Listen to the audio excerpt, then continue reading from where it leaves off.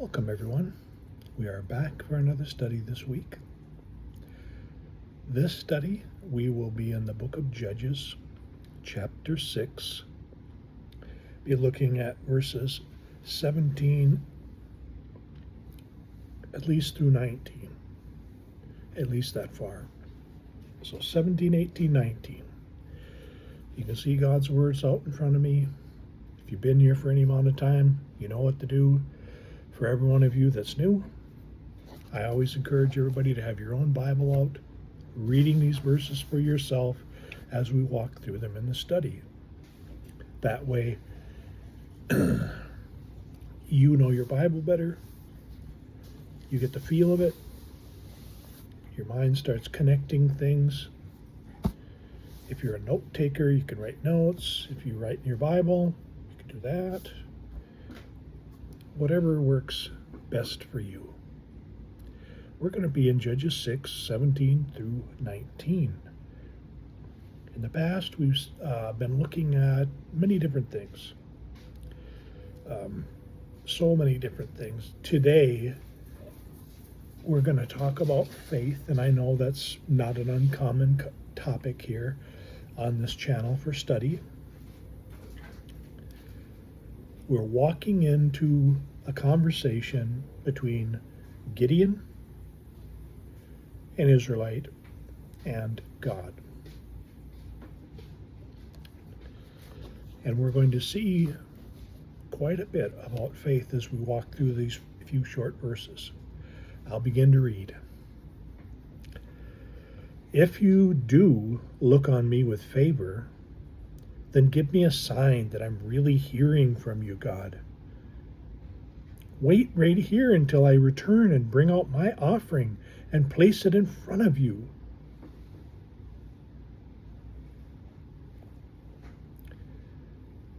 I will stay here, God tells Gideon. I will stay here until you return. So Gideon went to his house. I hadn't paid attention to this before, so I really want you to pay attention to this verse especially, just to kind of logistically get this in your mind. Verse 19, chapter 6 of Judges.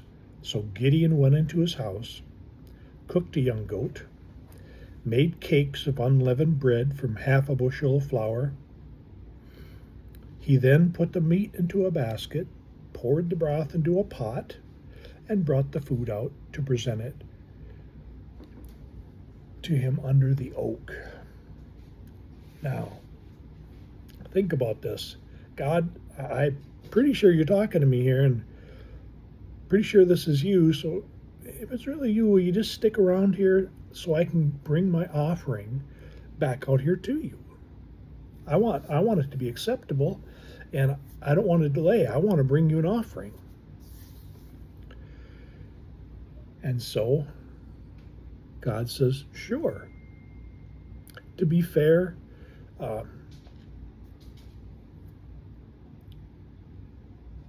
this is quite a bit of work, and a lot more than I had ever thought about.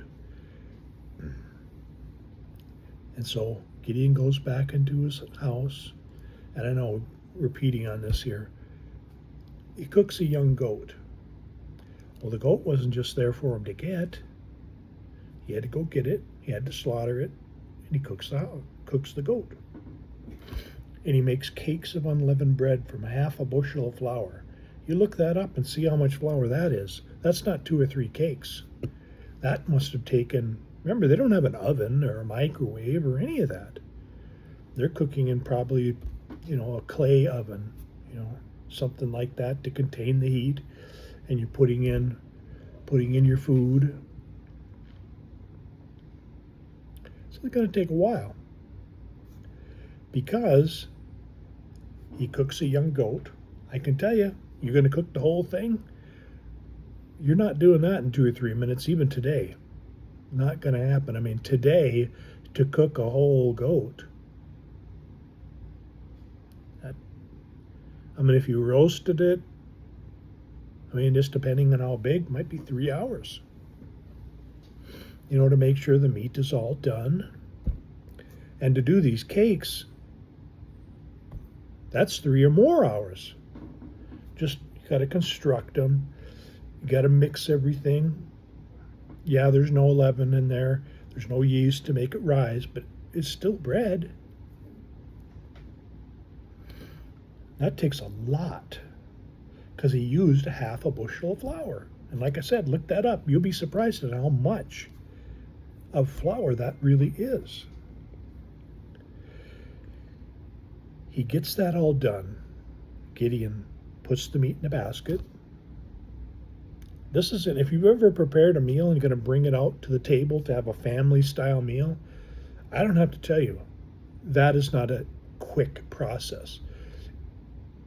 You have to put things down. No, it doesn't take you 3 hours, but it takes time.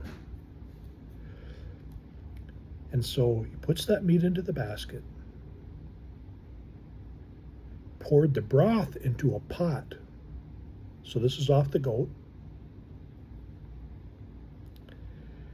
And brought the food out to present it to him under the oak.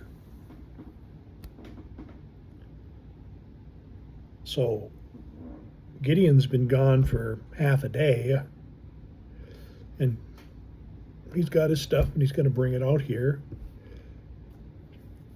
to this messenger of God here, speaking for God. And he brings that all out there. But it just kind of stuns me. I almost can't get past it.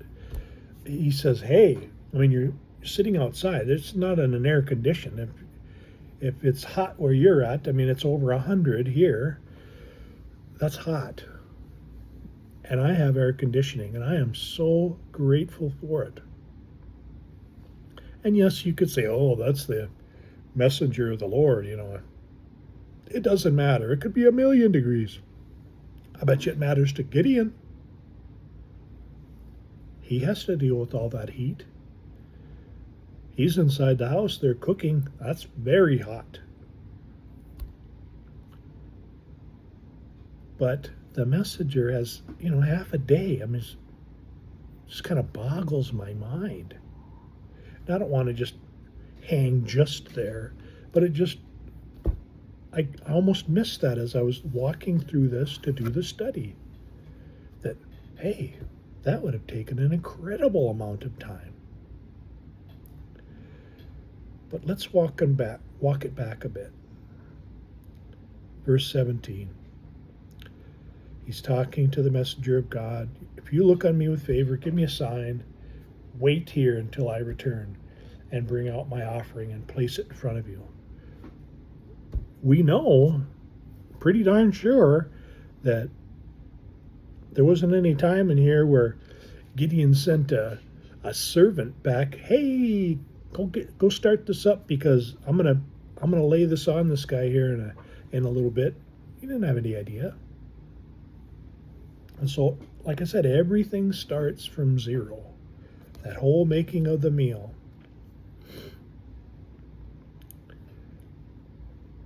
But God has told him before verses 17, God's communicated to Gideon, I want you to be my guy here. You're going to rout the Midianites, which were cousins. How about that? Because remember, Moses went up to the land of Midian, married Jethro the Midianite's daughter, who was, they're all cousins to Moses, because Midian was one of the children that Keturah, no,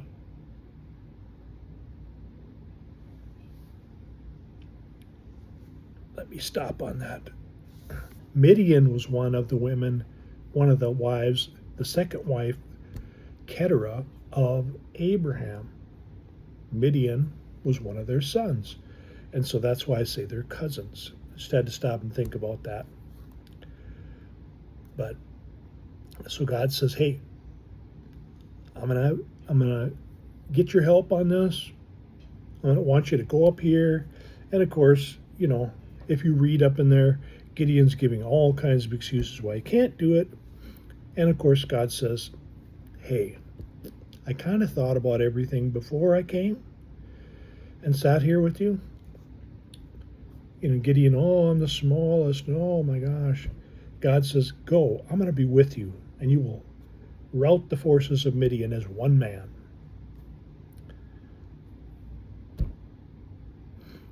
And so Gideon makes the decision.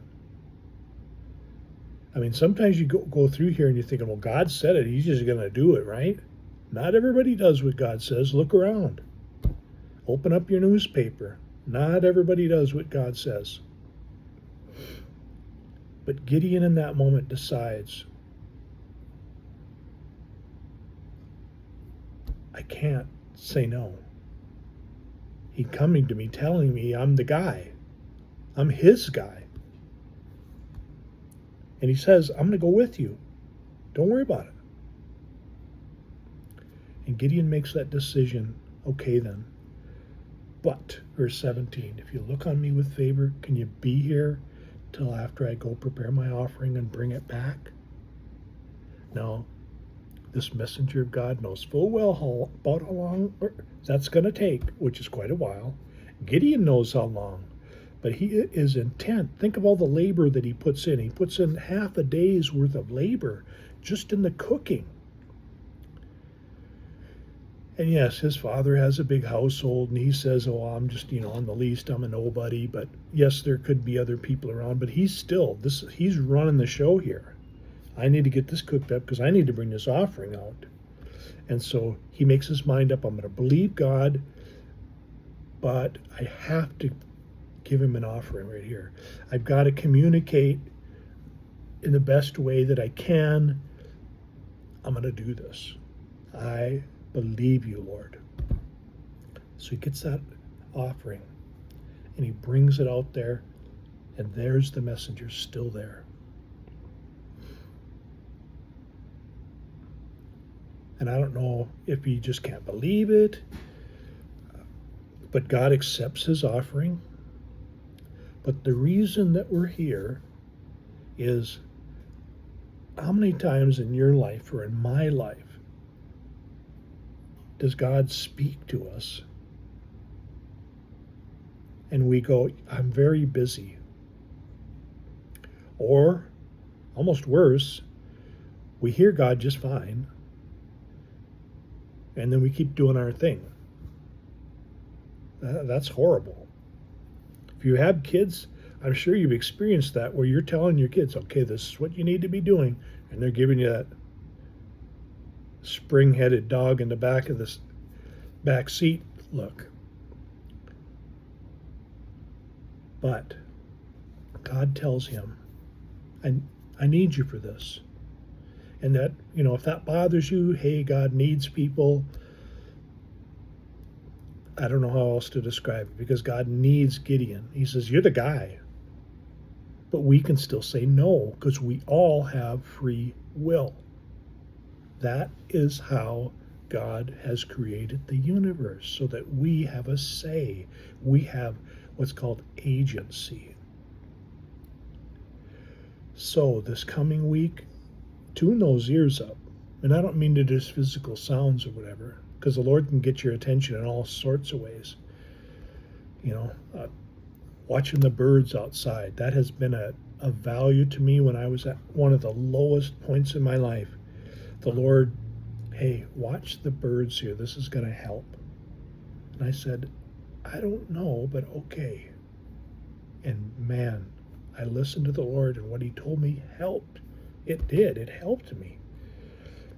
And so Gideon listens to the Lord here, and he says, and he's talking out loud saying, I'm not sure. I don't think it's me. I'm not that good. And then he has to face the fact, wait a minute, God knew all this stuff already. He already knew that I'm of this tribe and we're the least. And don't you see these times? And yeah, that's why he's coming. He's saying, you're the guy. So this coming week for you, for me, we need to, and I would say encourage anybody you can, any other brother or sister of Christ, encourage them to listen. Because the Lord has so much to say to us. And I'm not saying, hey, God's going to appear and be like, hey, I want you to go rout the Midianites, because they don't exist anymore. They've been scattered up and divided and disseminated. They're gone. Just to be clear. But he may say, and he turns your head and you go look over there. I know, God, I've seen them. You need to get over there and help. You need to pray for them, and you need to actually offer help. Hey, I have this for you to do. And, you need to do this. Are we going to be like Gideon and we run through all the no in our minds, and then we hear what the Lord has to say, and we decide in that moment, just like Gideon did, I am going to listen to the Lord, and I am going to believe God when God says, I'm not going anywhere. I'm going to be right here with you. I will see you again.